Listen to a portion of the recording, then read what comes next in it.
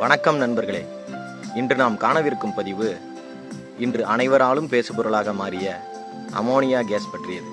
ஆம், நமது சென்னை எண்ணூரில் இறால் பதப்படுத்தும் ஆலையில் அமோனியா வாயு கசிவினால் ஏற்பட்ட உயிரிழப்பு நமது மனதை மிகவும் வருத்தியது.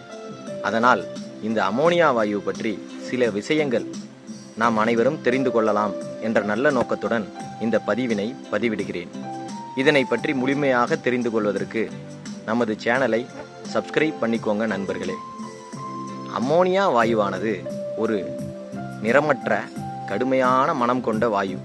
இந்த வாயு பலவிதமான நன்மைகளை செய்து வருகிறது.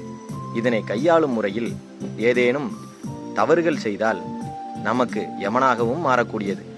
இது உரத் தொழிற்சாலைகள், குளிர்பதன அமைப்புகள், இரசாயன தொழில்கள் மற்றும் உணவு பதனிடும் தொழில்களில் பரவலாக பயன்படுத்தப்படுகிறது.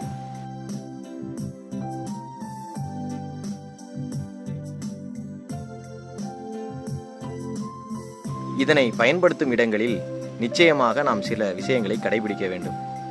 தனிப்பட்ட பாதுகாப்பு உபகரணங்களான, அதாவது PPE என்று கூறுவோம், பர்சனல் ப்ரொடக்டிவ் எக்யூப்மெண்ட்.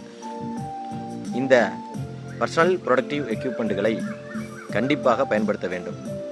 அதாவது பாதுகாப்பு கண்ணாடி, ரசாயன எதிர்ப்பு கையுறைகள், முகக்கவசம், ரெஸ்பிரேட்டர், பாதுகாப்பு காலணிகள், முழு உடல் பாதுகாப்பு ஆடை போன்றவற்றை உறுதியாக பயன்படுத்த வேண்டும்.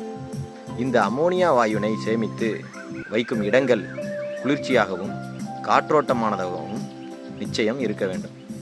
அமோனியா சிலிண்டர்களை நேராக நிறுத்தி வைத்தே பயன்படுத்த வேண்டும். எளிதில் தீப்பற்றும் பொருட்களில் இருந்து விலக்கி வைக்க வேண்டும். இதனை பயன்படுத்தும் இடங்களில் உள்ள வால்வுகள் மற்றும் இணைப்புகளில் கசிவு இல்லாததை அவ்வப்போது உறுதி செய்ய வேண்டும். கசிவு ஏற்பட்டால் உடனடியாக அந்த பகுதியில் இருந்து வெளியேற வேண்டும். கசிவு ஏற்பட்ட இடத்தை நோக்கி நீர் தெளிப்பதன் மூலம் இந்த வாயுவை கட்டுப்படுத்தலாம். ஒருவேளை இந்த கேஸினால் யாரேனும் பாதிக்கப்பட்டால் உடனடியாக சுத்தமான காற்றுள்ள இடத்திற்கு கொண்டு செல்ல வேண்டும். தேவையெனில் செயற்கை சுவாச கருவி மூலம் ஆக்சிஜன் அவர்களுக்கு வழங்க வேண்டும். கண் எரிச்சல் ஏற்படும் பட்சத்தில் குறைந்தது 15 நிமிடங்கள் சுத்தமான நீரில் கழுவ வேண்டும். பாதிக்கப்பட்ட உடல் பகுதியை அதிக நீரில் கழுவ வேண்டும். யாருக்கேனும் அதிகப்படியான பாதிப்புகள் ஏற்பட்டிருக்கும் பட்சத்தில் உடனடியாக முதலுதவி கொடுத்துவிட்டு அவரை மருத்துவமனைக்கு கொண்டு சென்று முறையான சிகிச்சை அளிக்க வேண்டும். இதன் நச்சுத்தன்மை காரணமாக இதனை அதிக அளவில் சுவாசித்தால் உயிருக்கே ஆபத்து ஏற்படுத்தக்கூடியது. கண், மூக்கு, தொண்டை மற்றும் நுரையீரலை பாதிக்கும். ஈரப்பதத்துடன் சேரும்போது உலோகங்களையும் சேதப்படுத்தும் ஆற்றலுடையது. குறிப்பிட்ட செறிவில் 15 to 28% காற்றுடன் கலந்தால் தீப்பற்றும் தன்மை கொண்டது. மூடிய இடங்களில் கசிவு ஏற்பட்டால் விரைவாக விபத்து ஏற்படலாம். இதனை பயன்படுத்தும் தொழிற்சாலைகளில் கடைபிடிக்க வேண்டிய முக்கிய பாதுகாப்பு விதிகள் என்று சில உள்ளன. இதனை கையாளுபவர்களுக்கு சிறப்பு பயிற்சிகள் வழங்க வேண்டும். அமோனியா கேஸ் டிடெக்டர் நிறுவ வேண்டும். எமர்ஜென்சி ஷவர் மற்றும் ஐவாஷ் ஸ்டேஷன் வைத்திருக்க வேண்டும்.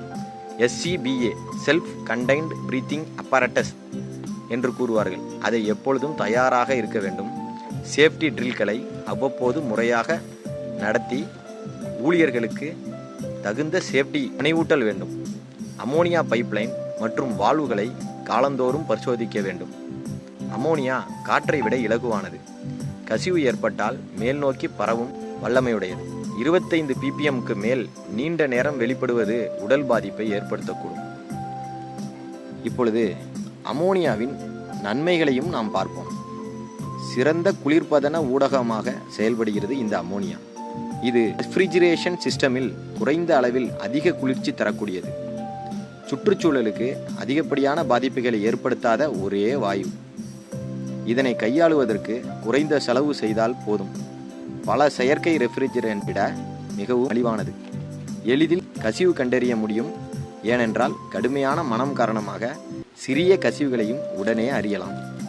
உர உற்பத்தியில் முக்கிய மூலப்பொருட்களான யூரியா மற்றும் பிற நைட்ரஜன் உரத் தயாரிப்பில் அடிப்படை மூலப்பொருளாக இதுவே உள்ளது. இத்தனை நன்மைகளை உடைய அமோனியா வாயுவினை பாதுகாப்பாக பயன்படுத்திக் கொள்வதே சிறந்தது. நன்றி, வணக்கம்.